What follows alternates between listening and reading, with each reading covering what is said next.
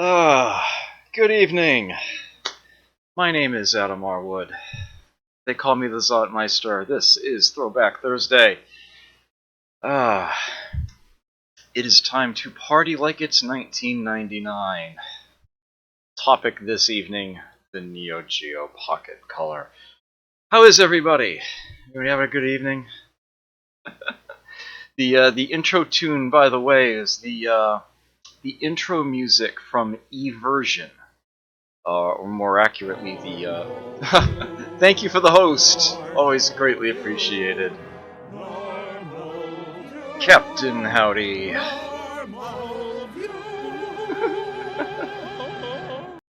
Yes. Oh, greatly appreciated. Yes, check out Captain Howdy, by the way. His Saturday night fights are just so much fun to watch. I need to try to get him to do more Sega Master System stuff too, because that is something you will not be seeing me do a Throwback Thursday on anytime soon, because my knowledge of that system is negligible, and his is extensive. So I know he's got at least one old stream of that kicking around in his archive. Yeah, check that out. Hopefully I can prod him do some more. Alright, so, Sega! Spoiler alert, there actually will be some Sonic the Hedgehog played tonight. It may have come as a big shock to people when Sonic the Hedgehog first appeared on a Nintendo platform. Oh, it's like a Sega game on the Game Boy Advance. What is this? What world am I living in? Help! I've stepped into the twilight zone. Oh, I'm kidding. Well, actually, maybe I'm not. kind of was a big shock, but yeah. After the Game Gear and before the Game Boy Advance, there was actually a Sonic the Hedgehog game on the NeoGeo Pocket. and I will actually be it's on my list. Let's say that I should definitely be touching on that tonight. So I was going to make a nice, neat little story time graphic on the screen there, and yeah, I apologize for not getting around to that in time. I was also going to make another scene where you can actually see the camera area covering more of the window, because yeah, I got some things to show off. But yeah, I kind of yeah, these sorts of things I never seem to get to look at in time to the last minute. As it is, I discovered that this particular emulator that I'll be using for this doesn't like Windows Aero, which means you're going to see windows popping up in front of other windows from time to time, unfortunately. For example, if I need to adjust the audio on something, yeah, it can mess with the chat.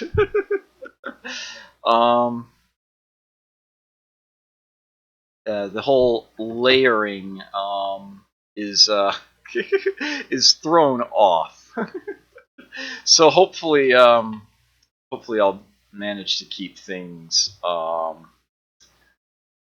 properly organized there. But hopefully it won't be too bad. It's really no big deal. You might just see something occasionally getting in the way. Yeah, if I have to click on the OBS window itself, yeah, that's going to get in the way of chat too, but minor things. Minor little things. Okay, so there is going to be a little bit of story time here, and I am going to be putting some things in front of the camera, because I'm not just relying on the emulator for this. I'm actually going to be reaching past the camera, because that is where this beautiful work of art was sitting. Yes, this is the NeoGeo Pocket Color right here. Oh yeah, you can see the reflection of my webcam in the screen there. I said it's an Xbox 360 Live Vision camera. I was not lying. That is what it is. You can see it rather clearly there. Yes. Okay, so I did my research. I actually have notes written here. The NeoGeo Pocket technically was actually born October 28th, 1998. That's actually when it was first released. Note that I did not say NeoGeo Pocket Color. There was an original black and white version of this. Uh, it was only released in Japan, maybe a few other Asian countries. All of 10 games were released for it before it was discontinued. Yeah, they're yeah, they were not going to be able to compete with the Game Boy Color under those circumstances, and they sort of knew it. So they went back to the drawing board and produced the color version, the NeoGeo Pocket Color that we all know of. It was released in the United States on August 6th, 1999. This was about a month before the Dreamcast was released. You may remember that. That's an easy date to remember. That was 9/9/99. Chosen very much for that reason.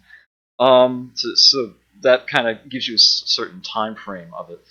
Also, in comparison, the Game Boy Advance was released in 2001, and of course, the SNK went under like just a couple months after that happened.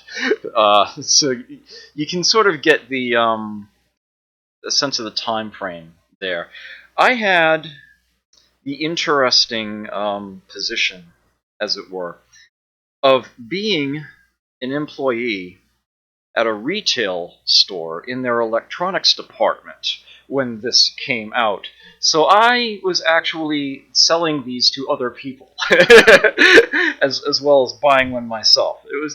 It was still so strange. It's like, I'm not there at the counter, and it just materialized one day in the case. I was like, huh, look at this. Where'd that come from all of a sudden?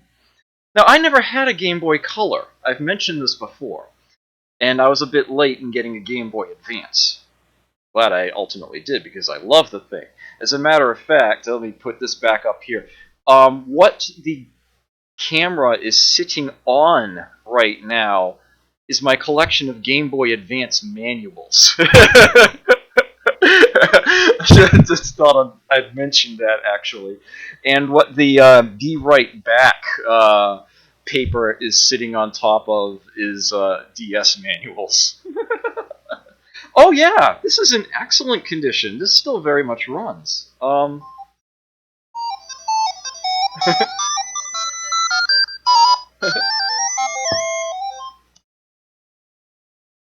Yeah, I actually have a cartridge in here right now, oddly enough, and I'm going to have to remove it to show you something eventually, because, yeah, I can only play actual games on the emulator, but the Neo Geo Pocket Color actually does things when it doesn't have a cartridge in it. I actually happen to have Pac-Man in there at the moment, but you're not going to be able to see that on camera because of how much of it is black. You're just going to see a big old reflection. Unless maybe...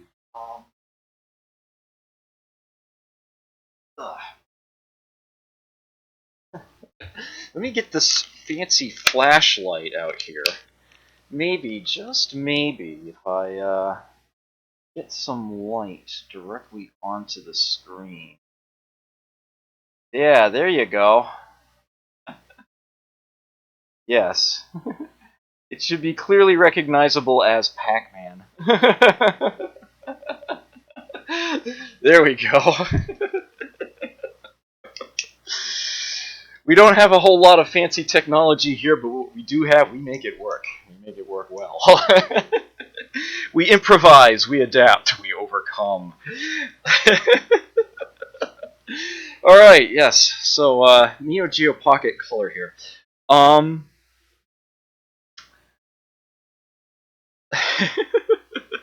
wow, reminiscing a little. Okay, a total of 32 games were released for the NeoGeo Pocket Color in the United States. Uh, the European Union was a little luckier. They got all of those plus an additional 12 titles. Some of those were re-releases of monochrome games. The full total roster of games made for the Neo Geo Pocket and Color is 83 titles that came out within the span of about 3 years, from like 1998 to 2001. Um, and interestingly, a lot of the Neo Geo Pocket Color games, not only is the Neo Geo Pocket Color backward compatible, but the Neo Geo Pocket, the monochrome one, is actually forward compatible with the majority of games. You can actually put a Neo Geo Pocket Color cartridge in an old monochrome system, and it will probably run. Most of the games do. It will show a monochrome version of the game instead. Um, One of the perhaps most telling things,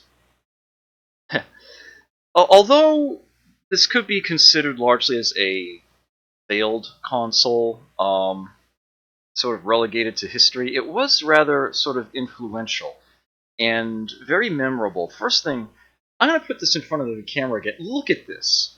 Look at the color on this thing. This is the stone blue skin, which has sort of a marbling effect of it, of black and dark blue. It's hard to get a good image of that on the camera. If I angle it a little, well, you can also see some of the icons on my screen. That's fine. Yeah, you can get a sense of the patterning on it, and it just absolutely looks beautiful. And no other handheld has looked anything like this. There's several different skins, and they're all pretty. This one really was my favorite. But I want to draw particular attention to the control there, right here. Now, you can't really see the well and the nubs on it, but yeah, listen to this. I'm spinning the stick right now. Micro switches. Its D-pad is micro switch based. And of course, the Neo Geo being such a popular platform for one-on-one fighting games, there are of course a good number of the funny thing is I actually ended up only putting one on my list. No, actually that's not true. There are two on my list. Yeah, there are a good number of one-on-one fighting games released for this beautiful little thing. And they are so good to play on this stick. Oh, it's a thing of beauty. Oh, we've got a we've got a link. Got a link in chat. Yes, that is precisely it. Oh, yes. Yes, that is definitely it. I might actually be able to get that to I'm not going to know if that actually worked or not, if you can see that in my chat window. But yes, that is very much, yeah. It looks that good in person. It really does. It's fantastic. Uh-oh. Captain Howdy's got him. Oh, same image. Oh, yeah, there's another one. I have no idea if this is going to work or not. I might be able to cheat this here. Look at that. Look at that. Yeah. Beautiful. Absolutely beautiful. That makes my windows around. What? No, I do not wish to update that at this time. I'm streaming. I love you, program, but go away. Um, okay. Yes, I have to mention the batteries, too. It, of course, uses, yeah. About to do Ashens here and show you the batteries there. Yeah, two double A's, 40 hours. 40, that's 40. Not 14, 40. 40 hours this thing will last on a pair of double A's. And I also feel compelled to point out this battery well down here. See the circular one? This thing actually takes a CR2032, a lithium battery. The kind that a motherboard CMOS uses. And it uses it for much the same purpose. It uses it to keep track of the time, and it keeps track of backup data. You can actually shut this thing off mid-game and turn it back on, and it will remember where you were. As long as the batteries don't die, it essentially puts it into like a saver mode, a sleep mode of sorts, kind of like shutting the lid on a DS. Yeah, this had that first. You actually just plain shut it off and then turn it back on again. For most games, it remembered exactly where you were and picked it right back up again. It was a thing of beauty, and it actually uses a good old-fashioned computer battery to do it. Beautiful, beautiful little thing. Ah, White Snakey, welcome. Good to see you here. Okay, so I have to, before I actually play any actual games on this thing, I have to pull the cartridge out of this. I would mention that of the 32 titles that were released in the US, I own 9 of them. I have 9 carts. I have over a quarter of the entire US NeoGeo Pocket Color library. It might be interesting at some point to try to get my hands on the rest of them, but yeah. Well, I have to do this. I have to turn it on once while I don't have a game in it, so that I can show off, at least try to show off. I'm going to have to use the flashlight again. Plays a neat little music here.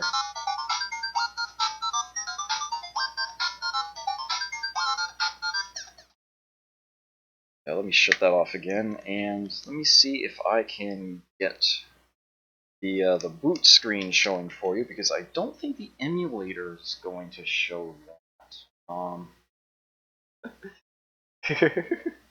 Yeah, this is admittedly a bit ghetto. NeoGeo. NeoGeo Pocket SNK. And here we have this little pocket menu that comes up. And what we have here shows the current time on it, which I have not adjusted for daylight savings. It says it's 8:36. It has a settings option. You can choose your language, English or Japanese.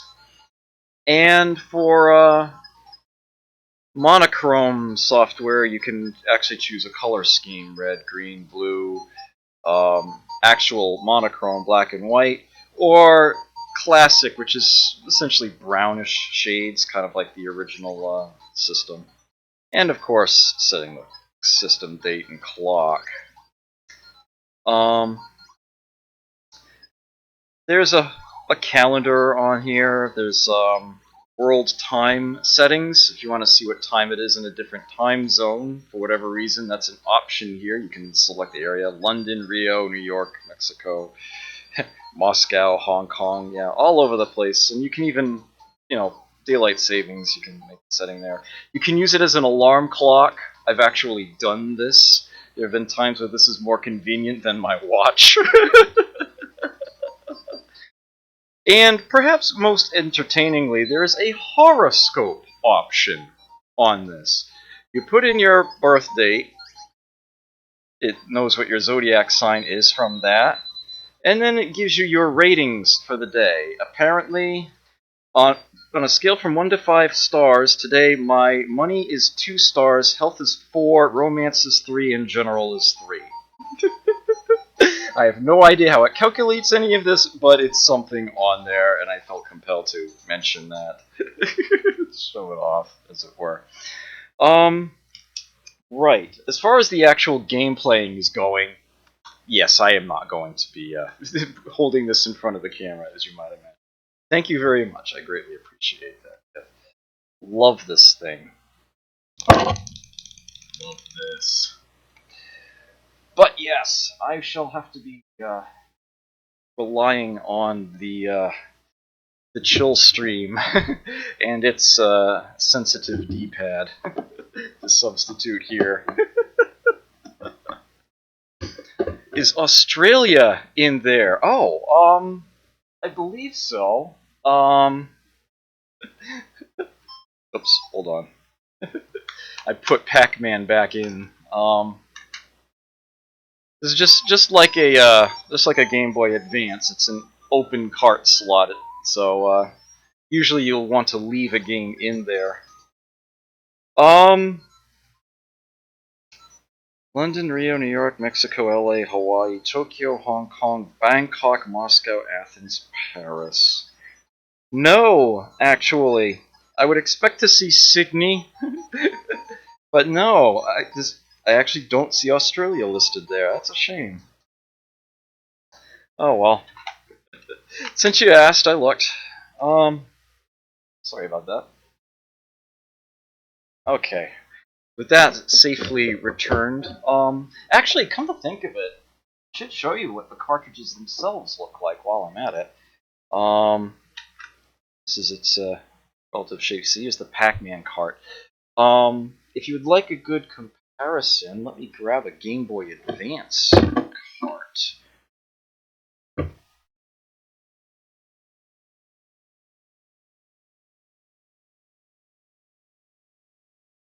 Here's here's Advance Wars. So yeah, comparing the two side by side, they're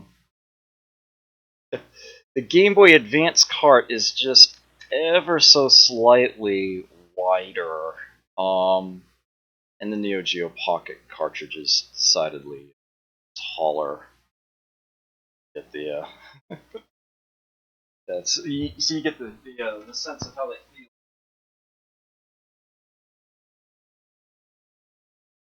I don't know why I just thought to do that. I should have had that on my list to show off what the cartridges look like. And the cartridges do come in. Oops, sorry, monitor. Yeah, these plastic cases are standard. Hold them. Yes, magical drop pocket, which you will definitely be seeing tonight.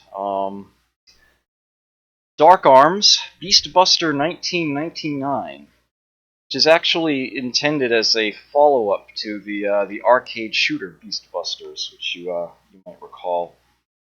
A pre-Neo Geo SNK game. It's fairly popular in the arcades, actually. Metal Slug First Mission.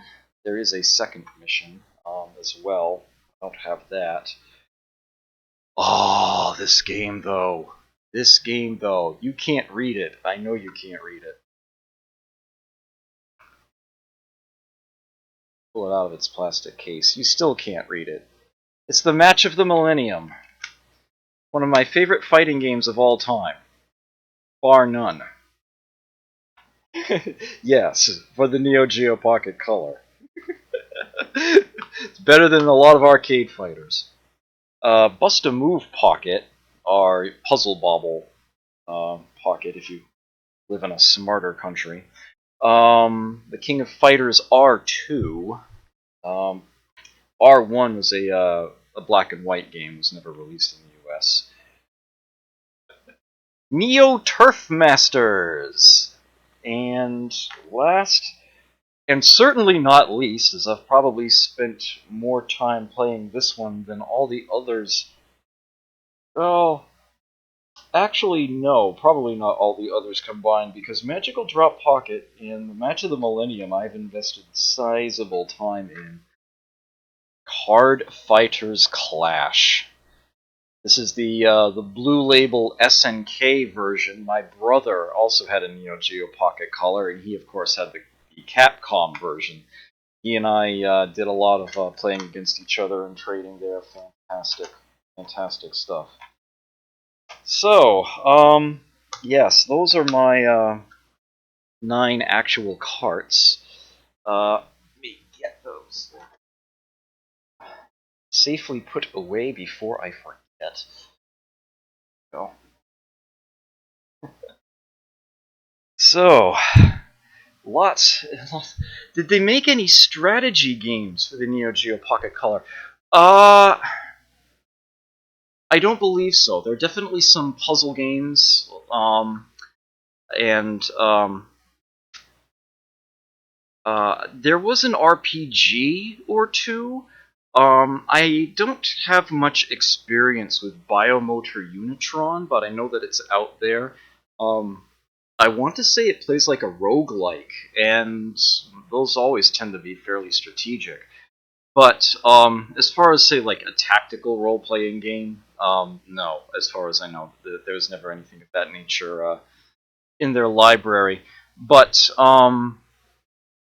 yeah, again, unfortunately the company that produced this thing went under some 2 years after they produced it. There is still a version of SNK around these days. It's not exactly the same company though.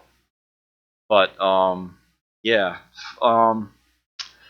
there were, I want to say, some 43 additional titles that were either officially announced or rumored to be in production for the Neo Geo Pocket Color that never had the chance to see the light of day.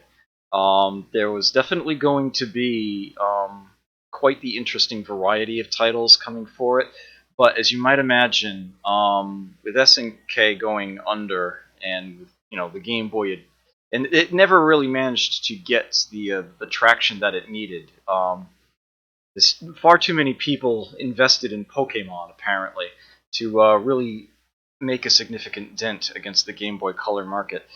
Um, yeah, whatever strategy games that somebody would have been developing for the Neo Geo Pocket Color probably found their way to the Game Boy Advance and came out there. And the Game Boy Advance has lots of them. So, yeah, unfortunately, yeah, not a lot of options there, I'm afraid. But it does have quite the interesting variety of titles. Fewer of them are fighting games than you might think, but yes, there were definitely quite a few of those. Um, but yes, I think, yeah, I think it's about time I actually played something. So let me get that starting soon graphic off. Um, and yeah, I've already got the emulator open here. Yeah, you are going to see the windows, I'm afraid. That's a result of the screen being as it is. I may as well go ahead and start with Pac-Man. I mean, as I was showing that one already. There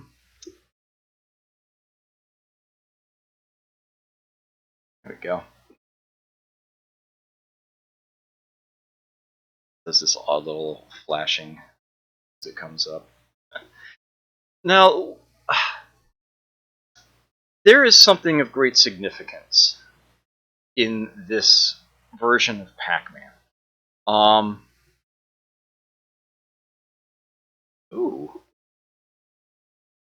Huh.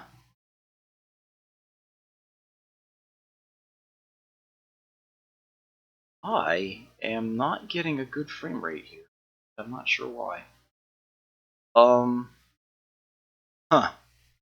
Because for some reason the emulator was set to a very high frame skip.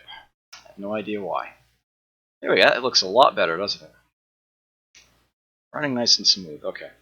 Um, as you may have already noticed, actually, Pac-Man had a long history of being released on various home consoles, handhelds, and whatnot, and none of them were really truly the original game.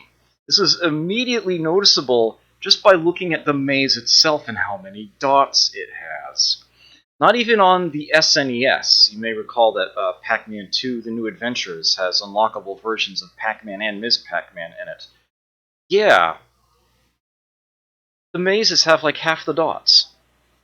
This is, as far as I know, and I might be wrong about this, but it is, as far as I know, the first home release of Pac-Man that was actually arcade accurate.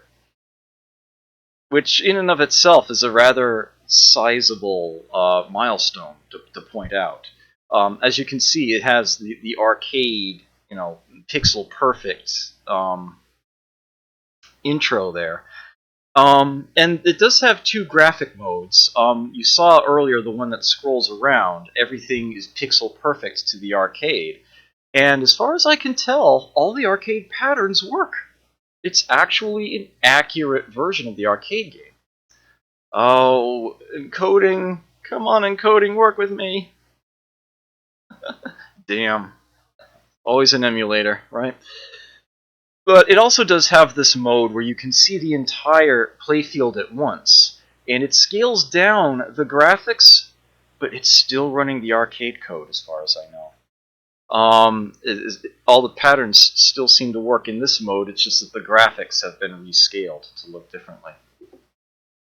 Pac-Man on Sega Game Gear, huh? That might be a little older. Haven't taken a peek at that. Don't have the opportunity to really watch that video right now. That might be the case. 1990? Game Gear is that old? Seriously? I suppose that makes sense. Is it really Well, you know what? Fine. You got me curious now. I'll take a quick peek at that.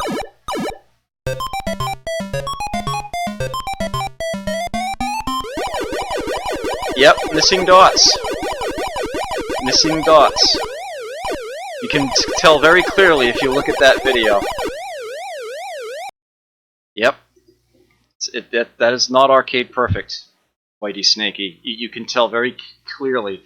All the little segments vertical, there's only one dot there, and in the actual arcade game, in the maze, there'll always be two dots in those sections. The dots are closer together. Yep, fewer dots. Yeah, that's exactly what I'm talking about. Here, what you're seeing is the actual arcade maze, the correct number of dots. This is the proper game. And although there's little reason for me to go ahead and play it, just sort of showing that tidbit off is enough, I'll go ahead and actually give it a run. I have not set up controls for this. I shall have to do exactly that. I know I should have done this in advance. What button A is to the left on this platform? Yes, it is. Okay. There's actually one other thing that I wanted to show off about Pac-Man on the NeoGeo Pocket, and that is this. This odd little red plastic ring right here.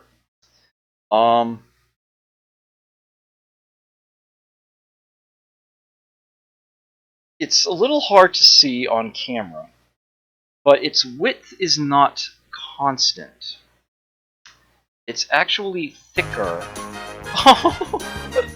Oh, Captain Howdy! Oh, you honor me, sir. Thank you so much. I greatly, deeply appreciate that. So much. Oh, you know, and I apologize to Sireture in advance for this, because I know that when people donate, they can include a comment with it, and I never remember to go look at them and read them. And I should do this. Let me dig that up.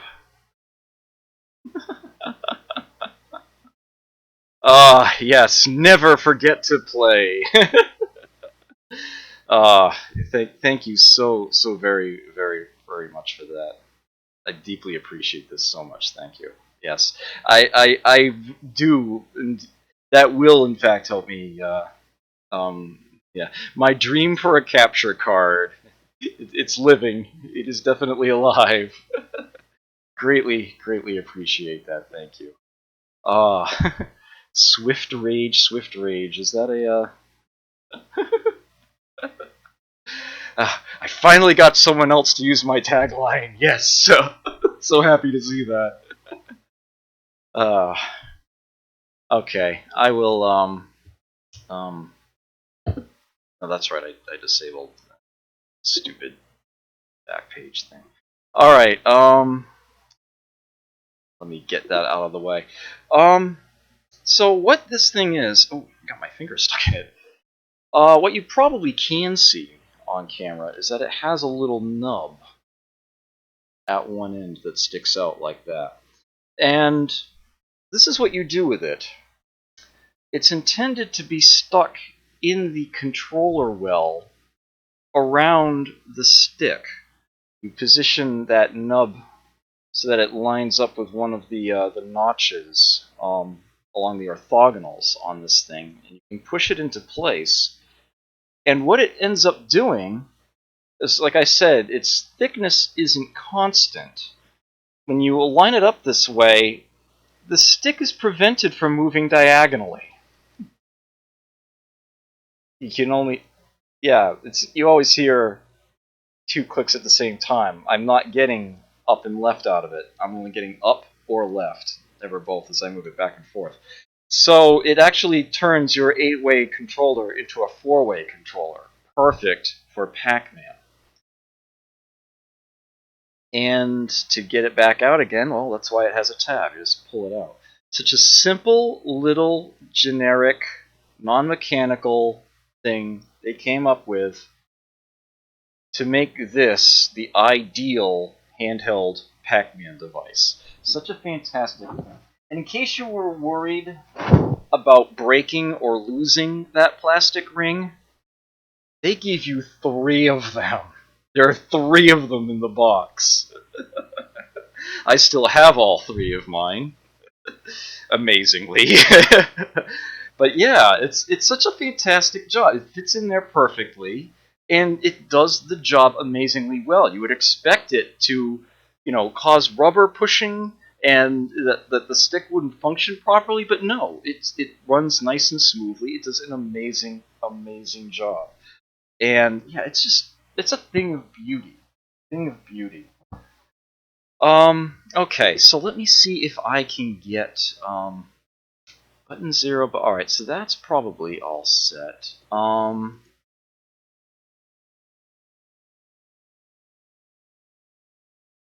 Oh, okay. I know what's missing here. What's missing here is the, yeah, there's also an option button on here. Make sure that that's set to,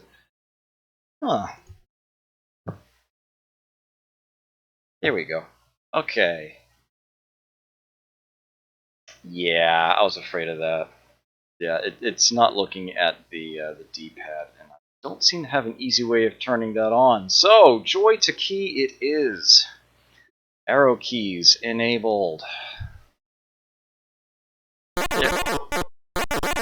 There we go. Yes, you can either do the one that's pixel perfect to the arcade and scrolls around, or the one that scales things down so that you can see the entire maze at once, but still plays arcade perfect. But I'll do the scrolling one.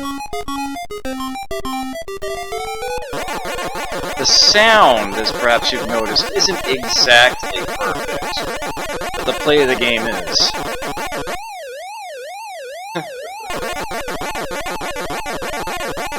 So here's my my pattern. Works perfectly.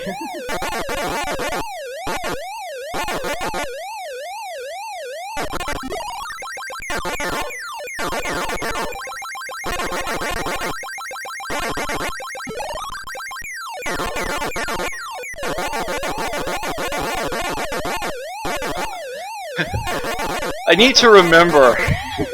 It may look a little shaky, but that's because the stream is running at 30 frames per second. If I look at the tiny window I have up in the corner there, it's actually running at 60.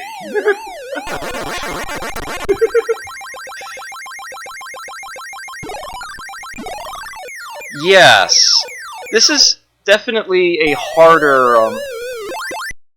Yeah, actually, let me Yeah, that serves to pause it. Let me reset this.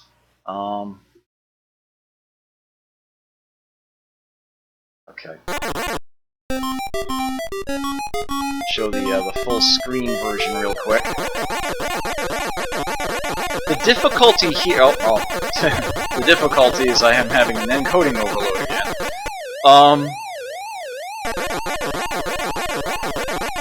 The difficulty here, of course, is that the scaling of the characters makes it so that if you're used to having a certain amount of leeway,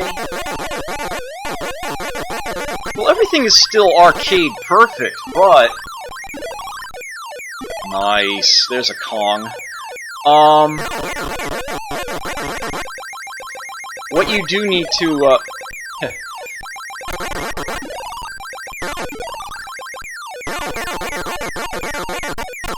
yeah, things like, you know, how you just get used to the actual positioning of things in the original arcade game.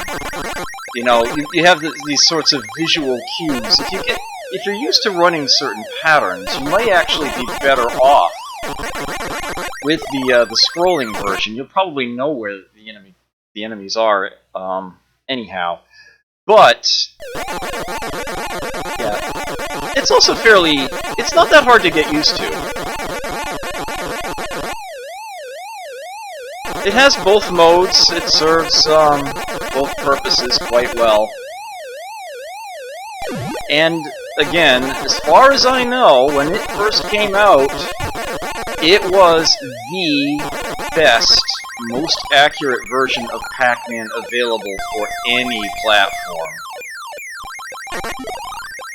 There's another Kong. I'm actually doing pretty well this run. Pac-Mania is a fantastic, fantastic game. I played that on stream once, real quickly, I think.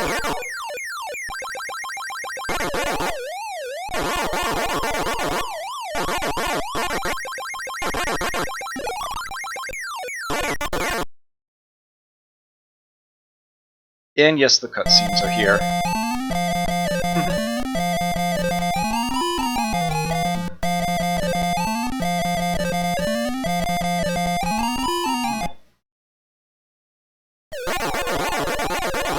Yeah, as I've mentioned before, I know a half pattern.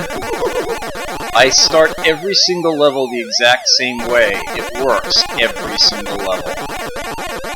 Guarantees me that first fruit. Well, to be fair, the very first level, the cherry level, I actually do have to go around the pit on the right side instead of the left. But other than that, yep. All the way from the strawberry to the 9th key, every single level, that route works.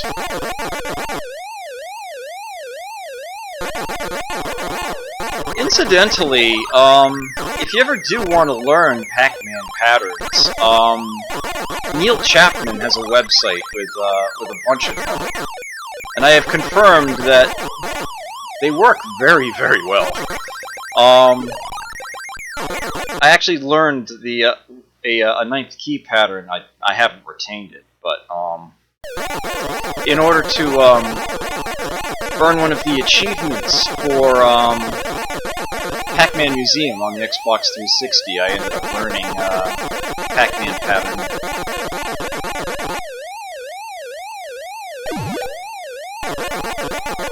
It was a good experience.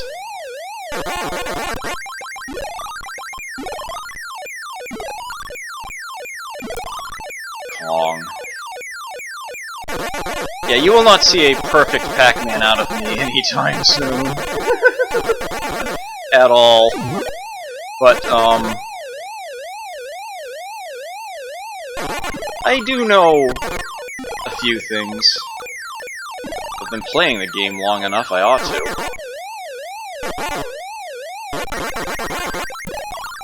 I think the only reason I'm still playing this is because I'm doing so well. Oh, I just jinxed myself.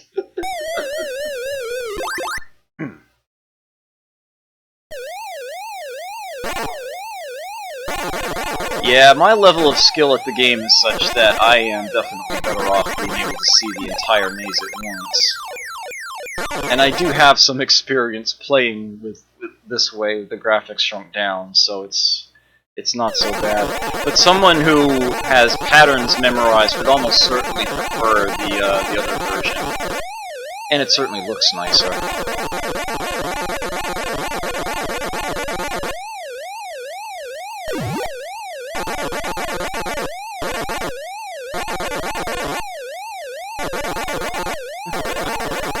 I'm still playing Pac-Man. Oh, damn it.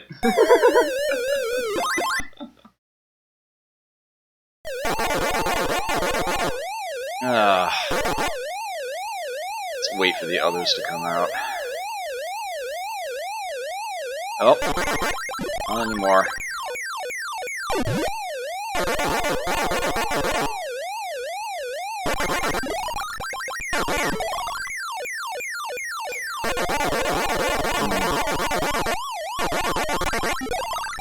Let's see if I can get 50k out of this game.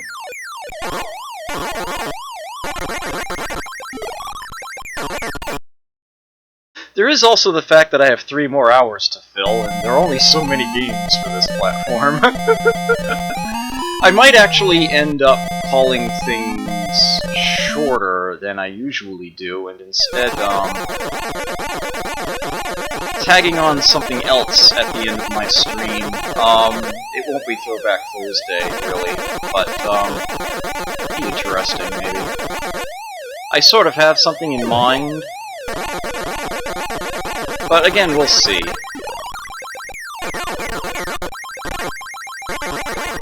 Sire isn't around right now, is he? He has actually asked me to play Pac-Man on stream before. And here I am actually doing it. Admittedly, it's not the arcade release, but again, it may as well be. Ooh. I'll take it. Take it and run.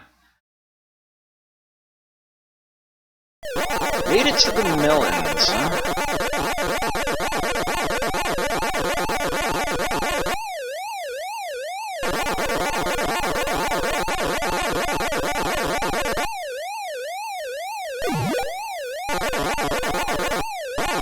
Oops, wait. Okay, we're good. I know it looked like Pinky could have killed me at any point there, but I actually knew he couldn't. Little tidbit, in case you didn't know this,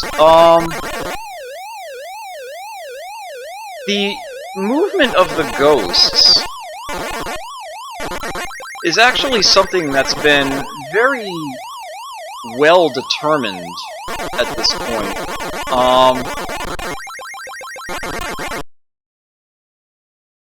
That was the last dot for, okay, that's fine.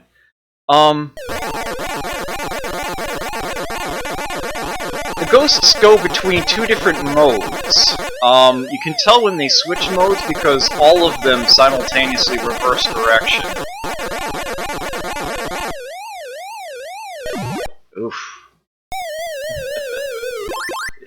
I don't know why I did something differently there than I usually do.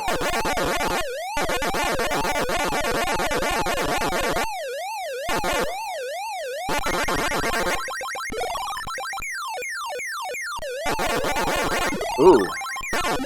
I got a little worried there.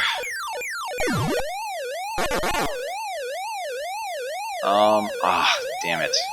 Okay.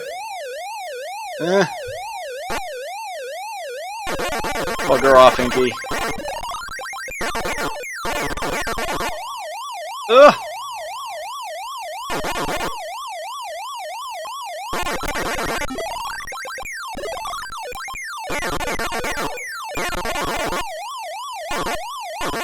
Okay. Yeah, there's actually a bug in the Pac-Man code. It's so subtle that it wasn't discovered for many, many years, and it actually relates to the AI of one of the ghosts.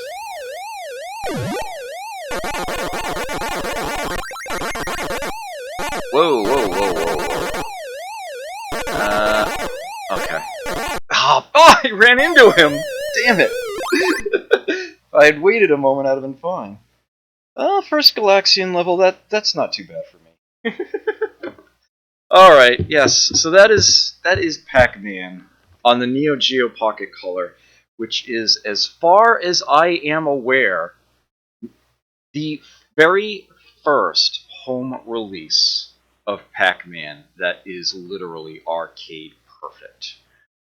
Yeah, it is an amazing thing, and along with what they included in the box, those plastic rings to make the controller four-way, yeah, it's just absolutely beautiful, and I felt compelled to show that off. Pac-Man is something that a lot of people probably don't really need to see, but to see it on a handheld, and as far as I know, it's completely accurate to the arcade version. It's amazing. It's absolutely amazing. Alright, I probably should have, actually done this on the marquee as I was doing that. But yeah, that is Pac-Man on the NeoGeo Pocket Color. So what the NeoGeo is most famous for is its one-on-one fighting games. And I do, of course, have a couple of those on the list here. I almost don't want to dive directly into one of them, but I feel compelled to. I feel as though it's something that people are really going to want to see, and I should go ahead and make it happen right now. So I'm going to do that. There are two IPs, shall we say, in the SNK versus Capcom family that were released for the Neo Geo Pocket Color.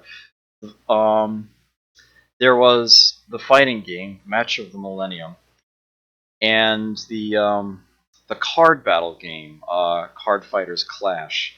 There was also a sequel to Card Fighters Clash, which unfortunately never saw release in the US. It probably would have, but yeah, SNK kind of went under on us there.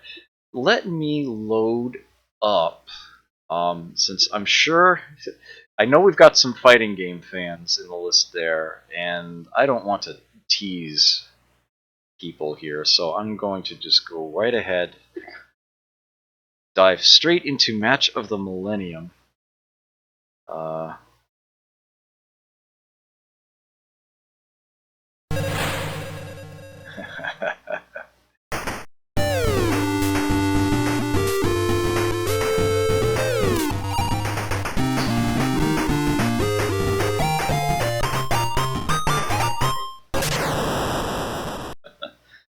Yes, one of the mainstays of the fighters on the NeoGeo Pocket is that the characters are all of that so-called SD design, super deformed. Yeah, as you can see, there are actually 2 intro rolls.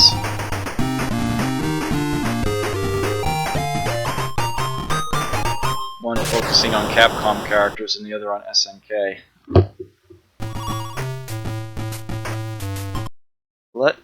This will pause the emulator for a moment. Let me get the marquee updated. One of these days, I'm going to learn how to spell millennium without looking it up. It's 2 L's, 2 N's. I actually had a yeah, the copyrights are, of course, SNK's and Capcom's, but the developer was a company called Dimps. And it actually makes a certain amount of sense, because Dimps was founded by former SNK and Capcom employees. Oh, right! Sorry, Jesendar, I did get distracted by that, didn't I? Inky, his AI is very similar to Blinky's. Blinky, of course, when he's in attack mode, he's always trying to head straight for Pac-Man, through the shortest distance possible. Pinky tries to head Pac-Man off at the pass. His target, it's actually the same pathfinding AI that Blinky follows, except that he doesn't head straight for Pac-Man. He heads for a position a short distance in front of Pac-Man. I think it's like 4 character diameters, as it were, ahead of Pac-Man. And that's how it is that Pinky will often find himself in a position to head Pac-Man off, and the two will trap each other in. Inky was programmed to aim for a spot. I forget if it was in front of Pac-Man or to the side of Pac-Man, which is why sometimes when you're actually heading straight at him, he'll turn away as if he were a coward. It's because his target is actually somewhere else. But there's a fall-through in the code to do that. When Pac-Man is facing a particular direction, I want to say it's left, Inky is not aiming for the normal position that he should be, but instead aiming for a position that's diagonally away from Pac-Man. Because the check for, what it is, essentially Inky is seeing where Pac-Man is, and he's deriving a target, a space to head for, from that. And it's set up in such a way that if Pac-Man is looking up, then it gets positioned, in a certain direction so far. If it's looking right, then in a certain direction so far. And if you know anything about programming, it's essentially like a case statement. It checks these 4 things. But the penultimate one, they didn't say, when that situation is the case, skip looking at the rest of them. And so the target actually moves twice when Pac-Man is looking in a certain direction. The target actually moves twice. It moves in that direction, and then in another different direction. It actually ends up moving twice, so that his target is diagonal rather than actually, aligned with Pac-Man. It's an extremely subtle bug that probably very few people even know or care about, but it's there. It's in the AI of the Ghost. It's one of those things that not only people like digging around, in the source code and whatnot, poking at it decades later, actually discovered. It's like, what do you know? There's actually a subtle little bug in the Ghost's AI there. And yeah, it's one of those things that only if you're like a maximum expert level player or someone actually digging through the code would you ever notice something like that. But it's an amusing little thing. Let's see. Get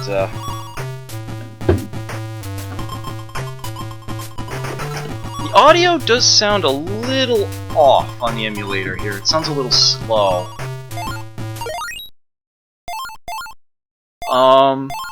Yeah, the emulator I am using, by the way, is called NeoPop.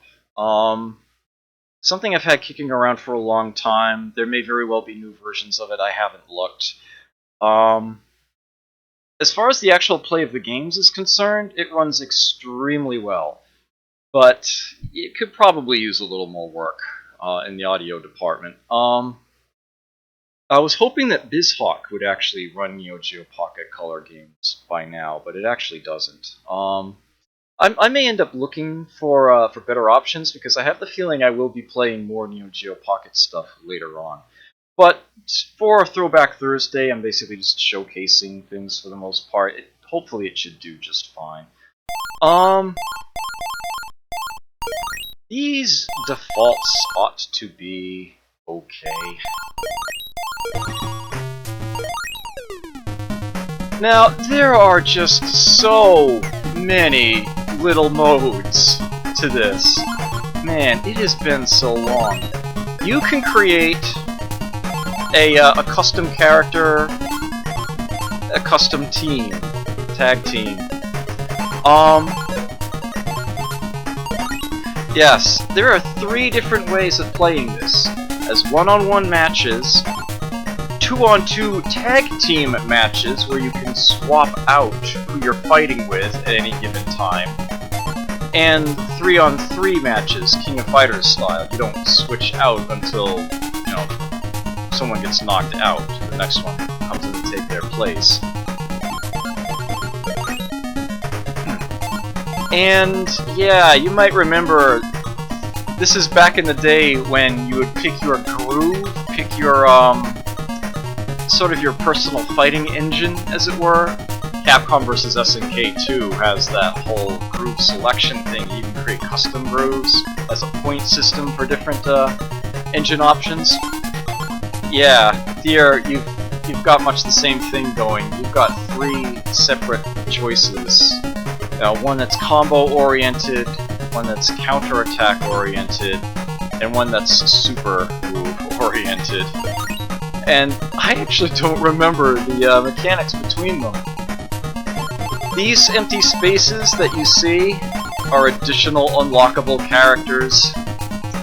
Yeah, the roster is huge. 26 spaces, and I know that there's going to be a character for each and every one of them. I have them all unlocked on the actual cartridge. This is the first time I've fired up this emulator since, you know, the new computer, the hard drive losses there. So yeah, this is a completely fresh file here. Yeah, the character sprites really nice. Let me throw a team together here. Let's go Leona, Sakura, and Morrigan. Oops, that would be a backup. There you go. Yes, now the actual character sprites in fight are, as you can see, are all 3 colors. But they animate very nicely.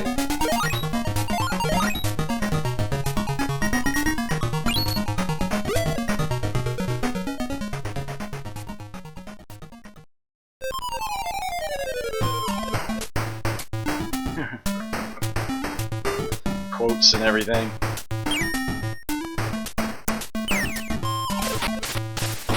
Ow. Oops. Special moves are there. Light or hard, of course, is based on how long you hold in the button, World Heroes style.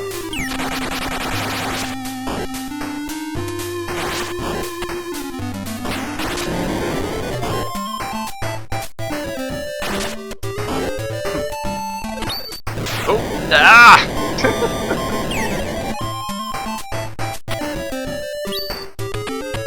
Damn.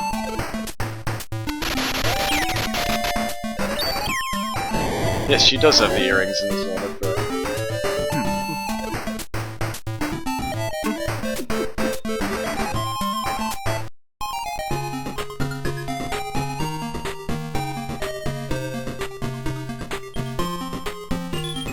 She does have her bird, but it's not on the screen the whole time. I should have said that for this one, that's right, huh?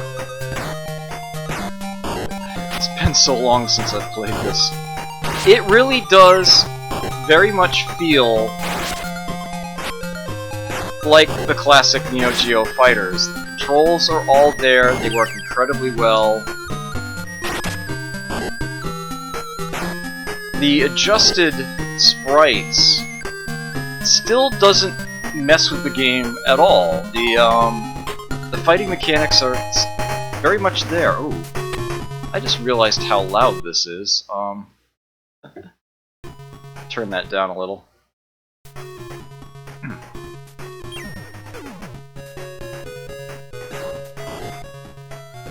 Ooh. That's not the one I wanted. There we go.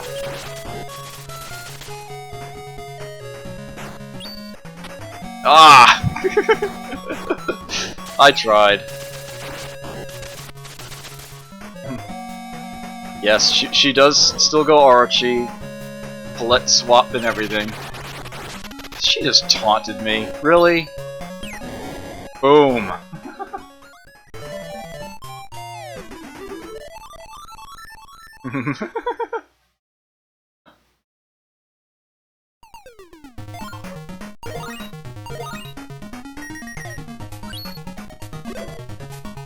I'll turn it back up a little.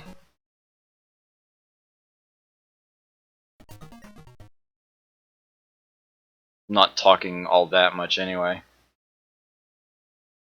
Oh. Pause the emulator there.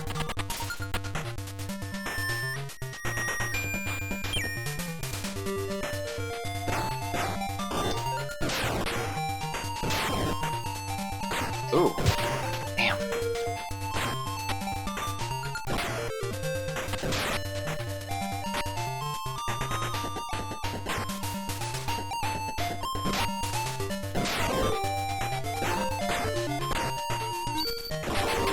Boom. There we go.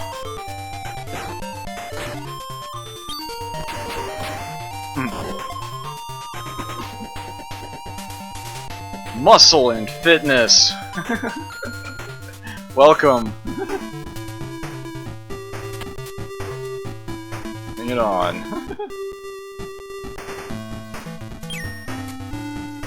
Yeah, the SD style works really, really well for the fighting games on the NeoGeo Pocket in general. Yeah. The background, look at Mount Rushmore in the background there. This is a handheld. And this is a very, very nice representation of a stage from Fatal Fury. They did such a fantastic job with everything here.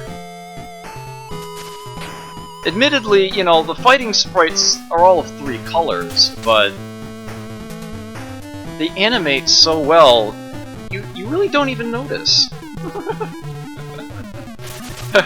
There was a lot of story time at the start of this session, quite a lot of it. As I showed off the unit itself, its games. Yeah, when you're playing back the vid for this, yeah, there'll be lots and lots of story time for you to see. Ow! Well, Dan is her mentor, right?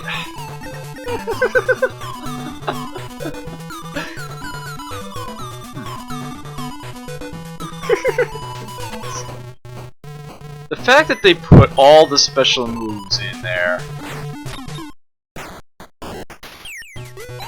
Oops.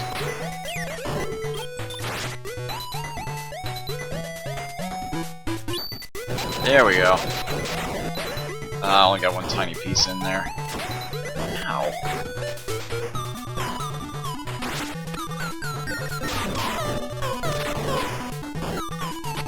I actually feel like this game is a lot better balanced than a lot of the other SNK fighting games.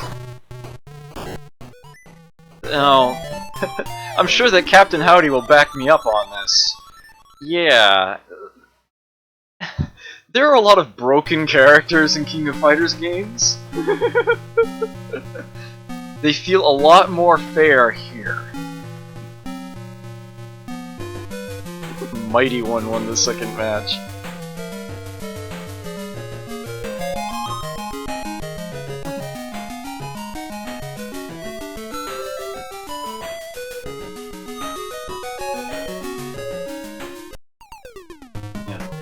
If you choose an SNK character as your team lead when you pick first, you go up against Capcom bosses at the end of the game. If you choose a Capcom character as your lead, you go against SNK bosses at the end. Little detail I remembered there. I seem to recall that if you play as a tag battle, you know, the two characters against two, and the ability to switch characters on the fly mid-fight. Every unique pairing of characters in the game has a team name. If I recall correctly, they actually thought of that.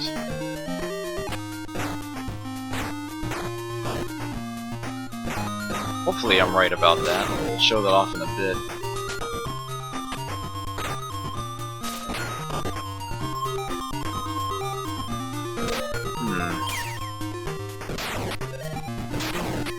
I may just chip him out here.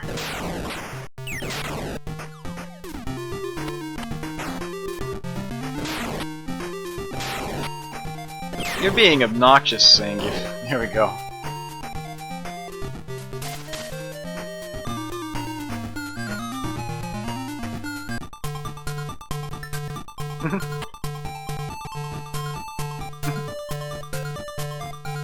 Lots of music themes in here. Oops. I know, right? This game is incredible. I wasn't sure they'd give that to me. Yes. She negated my attack with a taunt.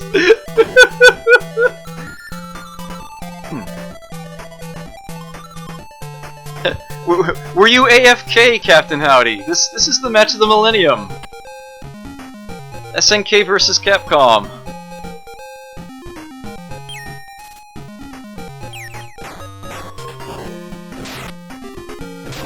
Ow.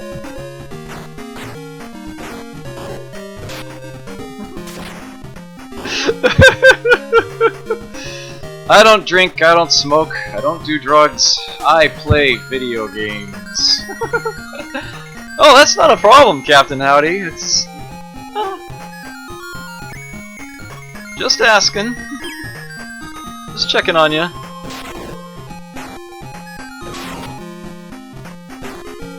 This is amazing. This is one of the best fighting games ever made. I stand by that. Ow! Oh! Ah! That would have been beautiful, though. Oh. Ah. There we go.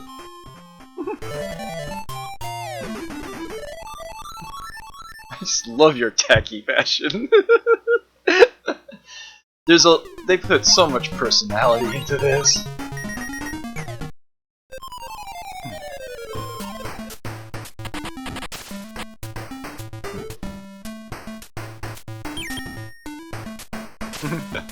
I do try, thank you, Alan.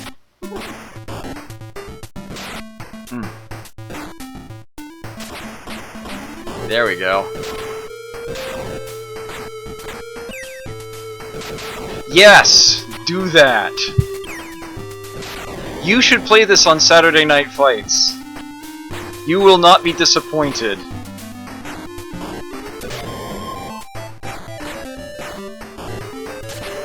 There we go. There were link cables to the NeoGeo Pocket. As I mentioned earlier, my brother had one of these NeoGeo Pocket colors. And I, of course, had a link cable, and he and I had lots and lots of epic fights in this game. It's just great, great stuff. Oh, that looked good, too.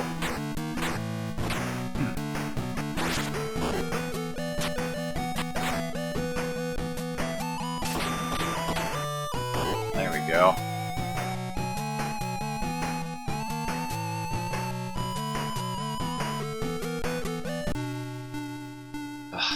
Here we go.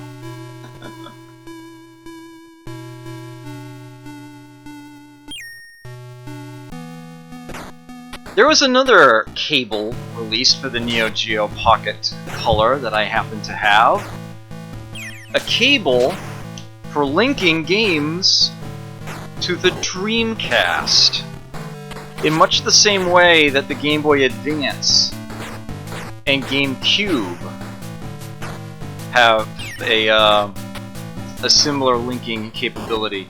This game linked to Capcom vs. SNK,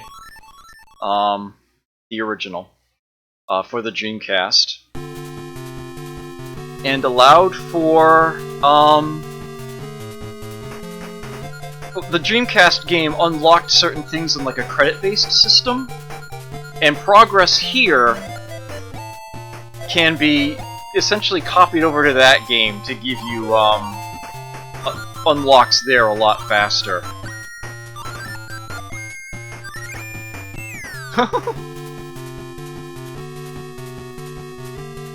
And there's Vega.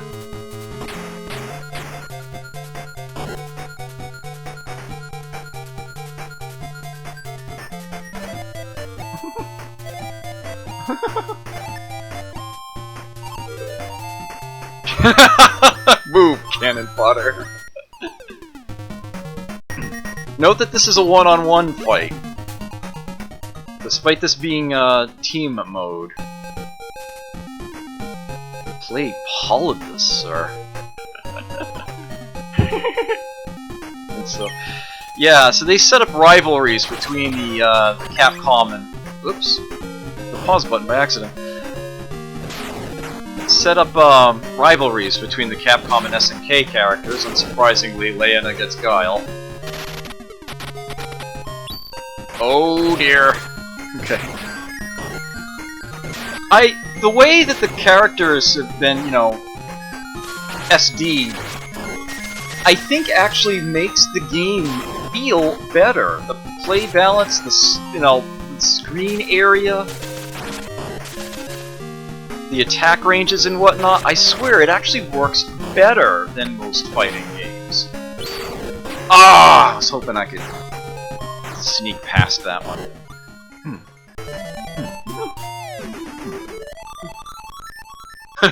Butch up, punk. Notice Akuma and the enemy team there.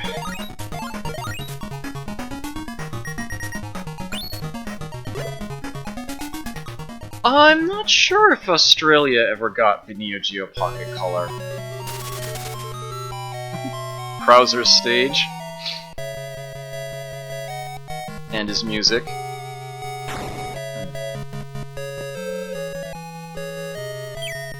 As you can see, they put a lot of data in this game.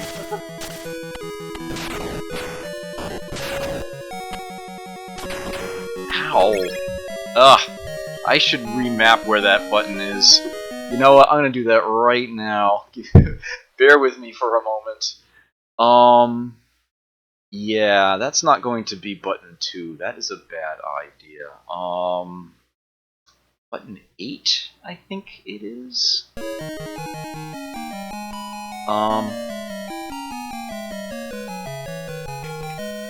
Nope, it's somewhere else. Damn, where is it then?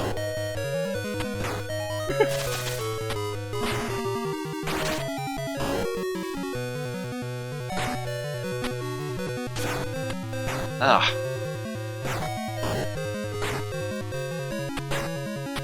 A Q&A with Billy Mitchell, wow. Oh, did I just cancel it? Shoot, how did I manage that stunt? Oh, man. Oh, ow! Yes! Take it!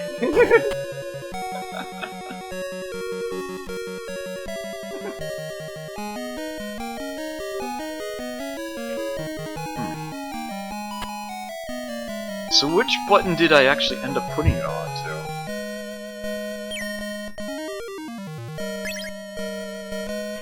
Oh, that's inconvenient.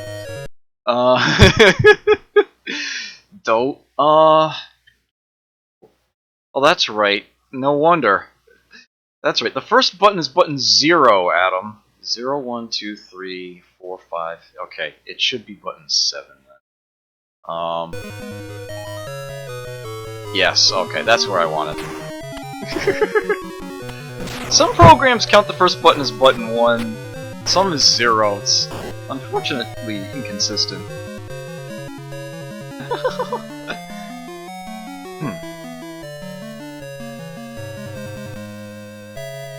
I have no idea how it happened that I ended up getting so many Australian followers so early in my streaming career here.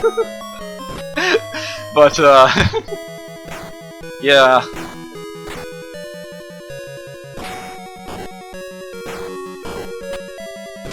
Let's see, there's Captain Howdy, there's Muscle and Fitness, there's Kitch22,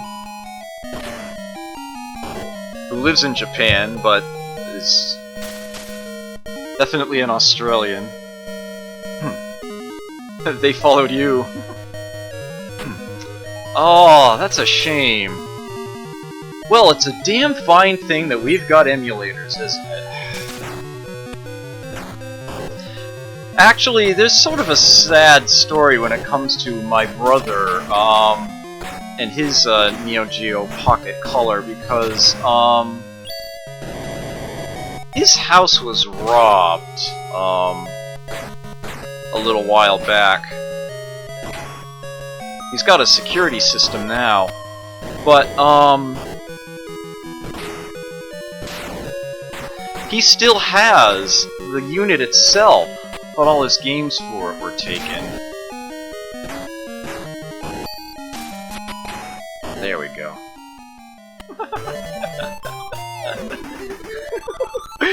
Ghosts and Goblins Olympics or Riot?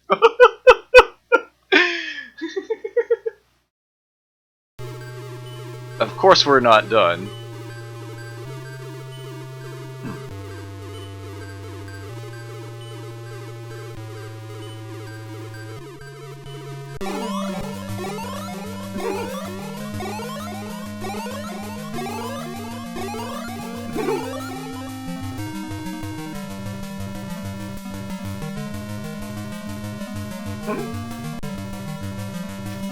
Yes, they give you, similar to an Orochi, they give you a sort of Capcom Monsters team to face.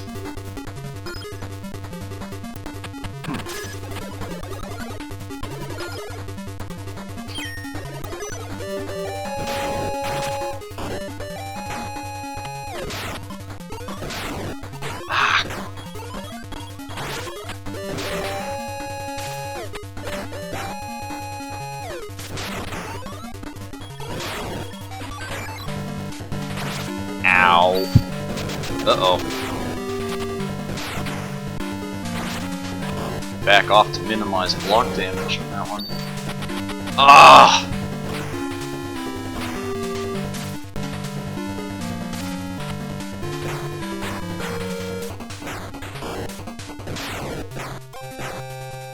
There we go. Prop Psycho. I'll be taking requests on Friday.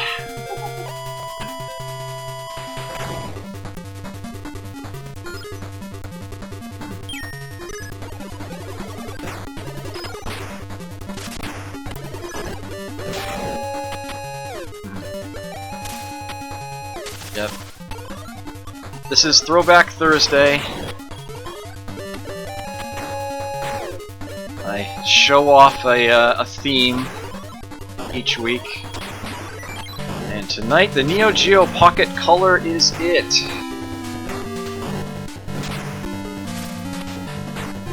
There we go.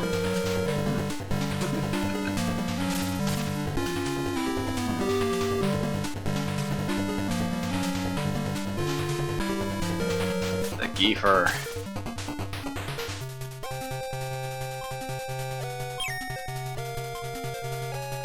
Ah, bloody hell.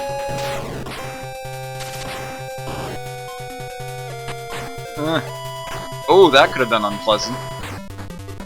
I'm surprised I didn't get grabbed there. Perfect. Perfect. Alright.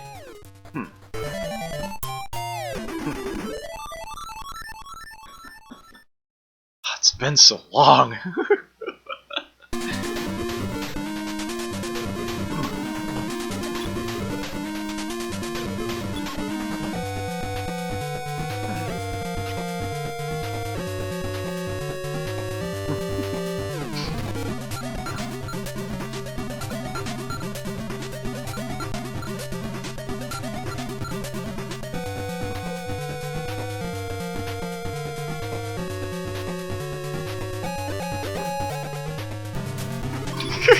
Boring.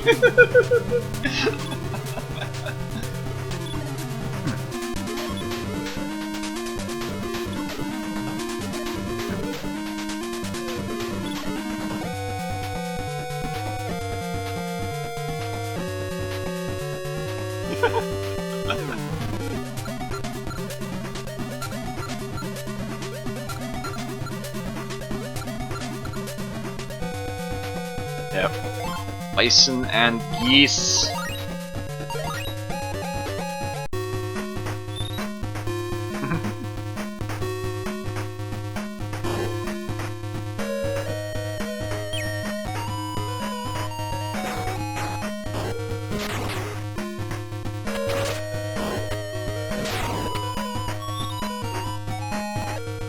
Yeah, most of the popular NeoGeo fighting game. Yes! Do it! Yeah, most of their popular fighting game franchises did have pocket versions. There was a Samurai Showdown, there was a Last Blade, King of Fighters, Samurai Showdown. There was going to be a World Heroes, but that didn't materialize before SNK went under.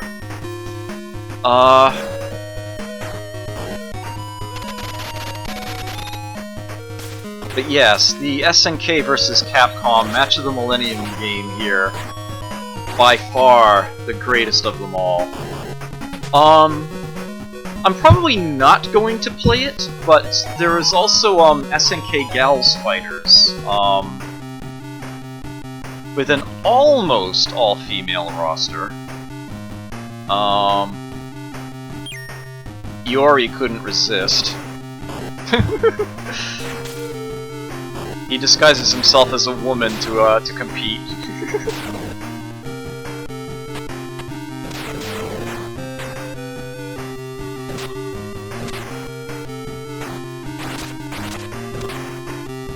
Ooh. Damn.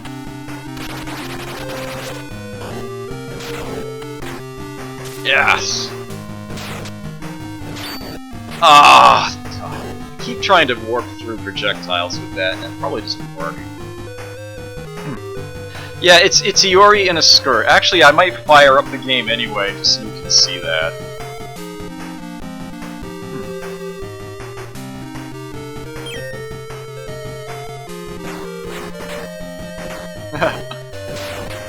Yeah, I was showing off my NeoGeo Pocket Color on camera at the start of this session. You can play back the vid afterwards if you wanted to see that. Yeah, I have 9 games for it. 9 of the 32 that were released in the US.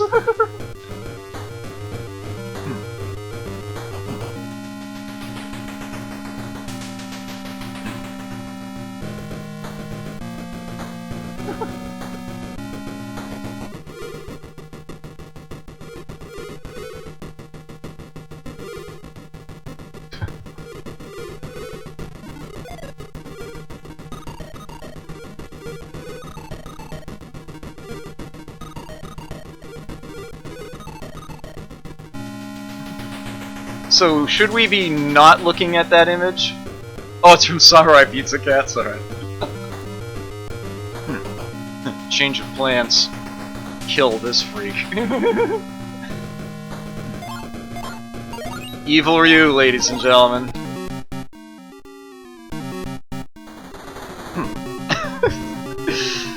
Oh, come on, really?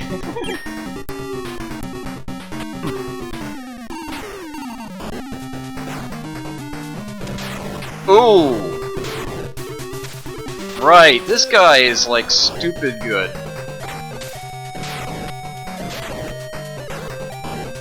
Fights alone for a reason.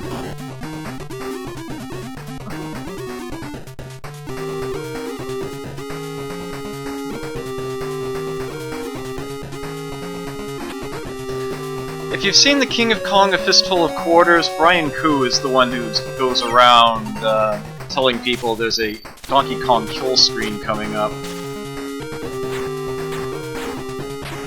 He got all his health back after the fight with Morrigan. Really? Yes! Oh! Damn it, really? Baited out that much? Ah. Oh, this is bad. Oh, I might be losing this fight.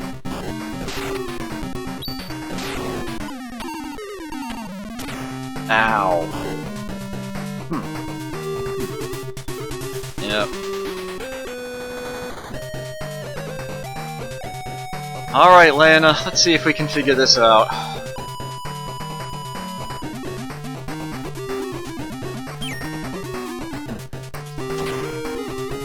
Ah. Ugh.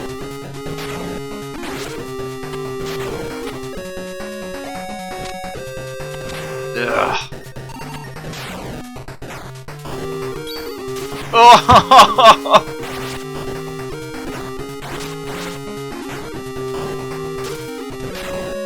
Oh, darn.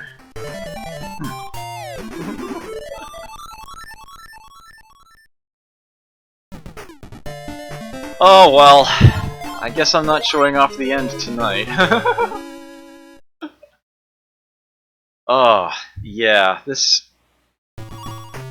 Very, very good.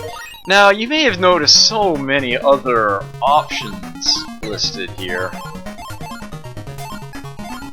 Olympic. Choose team to enter Olympics. Yes, Rimuru and Karen have, cameos, as it were, as being, team captains of sorts.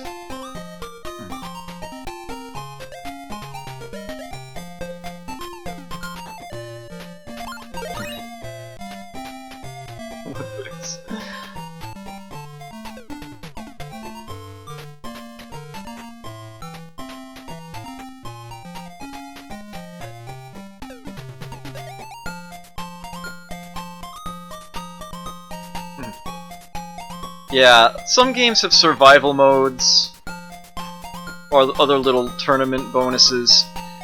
Yeah, this one has got a lot of extra minigame type stuff in it.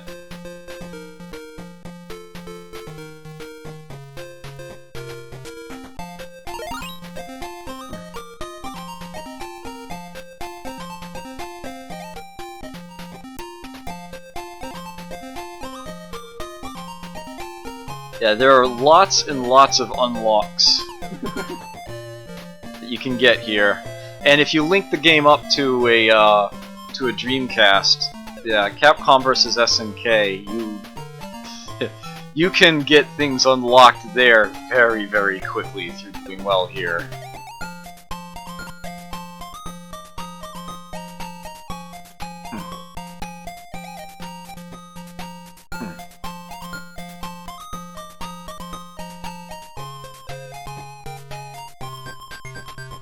Yeah. I think what she's talking about, I think you actually unlock additional supers for characters through here.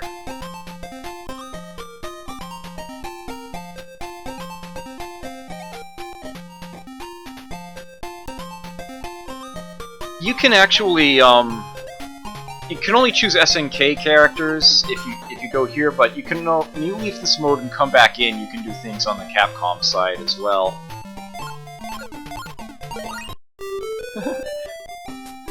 And yes, there is a talk option. You can just unlock additional dialogue with the side characters here.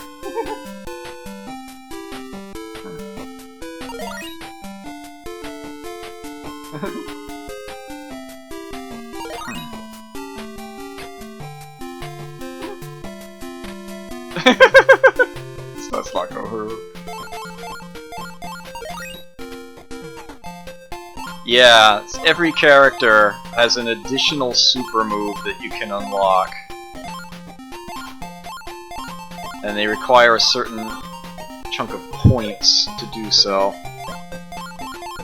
You earn them here! 5 different events. By 10 one-blow matches.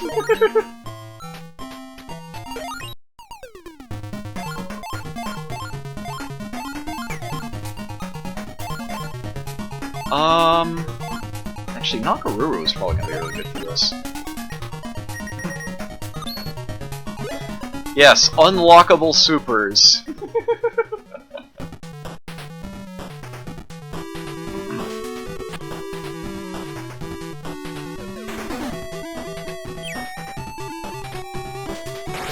There we are.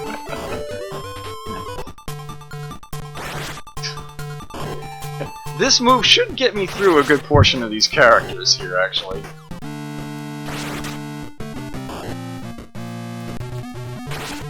Oh! Alright. Ooh! They do get more aggressive further in. Ah! Alright.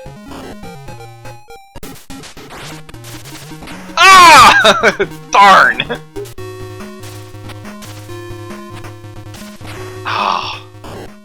So I got 8 of the 10? Yep. It's your record there. You get a medal. And, yeah, the points that I've earned.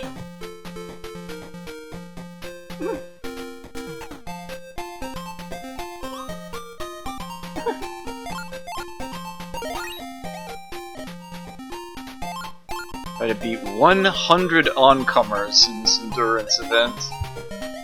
Time attack, beat 5 opponents. And these are like mini-games. And notably, on the Capcom side, there are 2 completely different mini-games to fill these last 2 slots. Yeah, Marco fights the Mars people. Marco, not a playable character in this one, but yeah, they did give him a mini-game.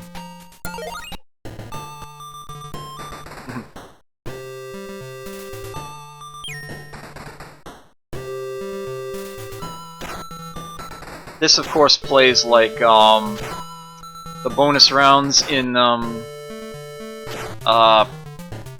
Sunset Riders. You move the cursor in the direction of the targets. Notice the heavy machine gun. Ooh, that one teleports. Yeah, you can see the heavy machine gun icon they put there.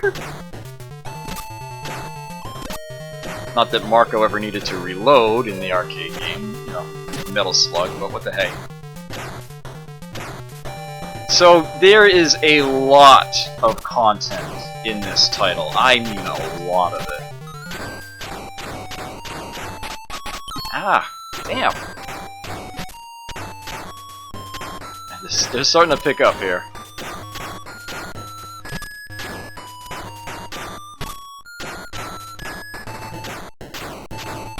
Ah!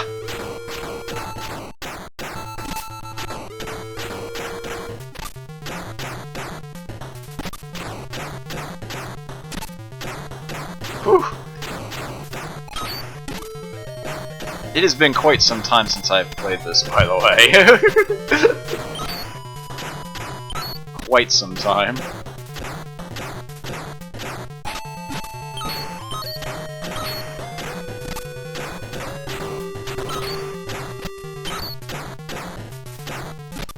Uh-oh. No. Shot down. 83. Sireture, welcome! Thank you very much for the host. Greatly appreciated. Oh, good enough for a gold medal on that one.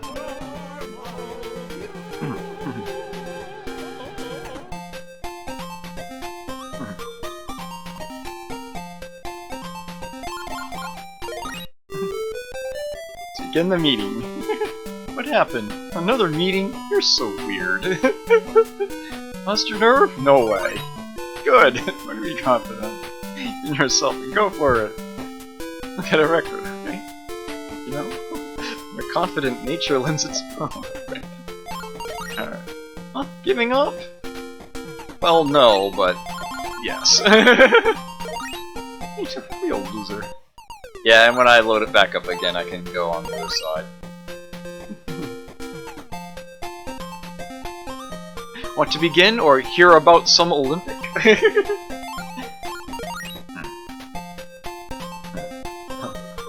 Don't make me look bad out there, okay? Yeah, the same options there, and then two new. Yeah, help Arthur get treasure. We should dances to your input.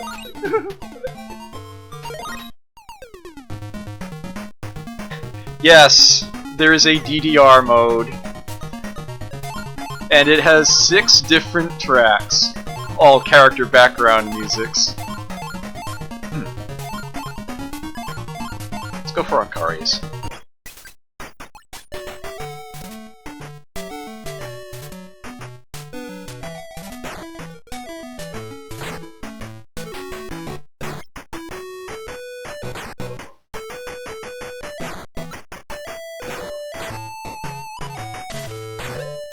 The emulator doesn't seem to like this.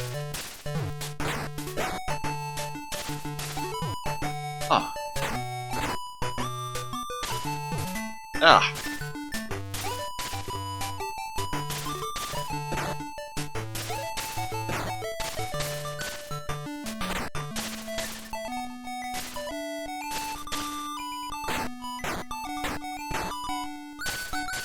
I do like how the hit animations at the top are for paws and tail.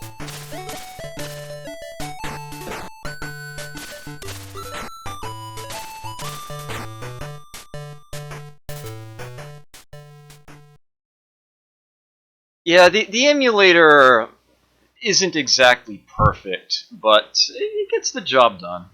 Yeah, that was not good enough for a medal, but...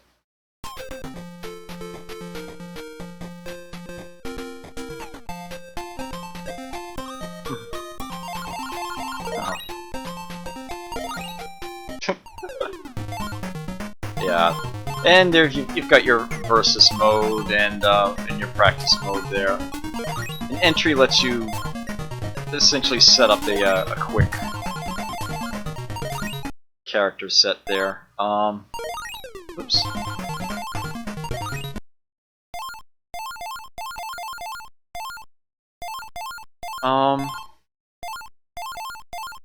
You can choose their own background music, their own win quote.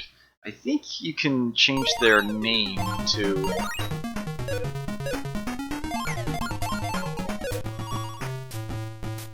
Actually, let me look up one more thing real quick. I'm pretty sure that every possible tag team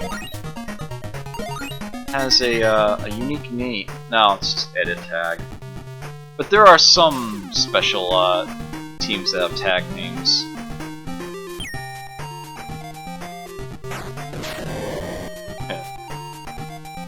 Alright, I'll close this one up. See, what time is it? Oh, just about 11. Okay, perfect. So that's my my mid-session break, as it were, here.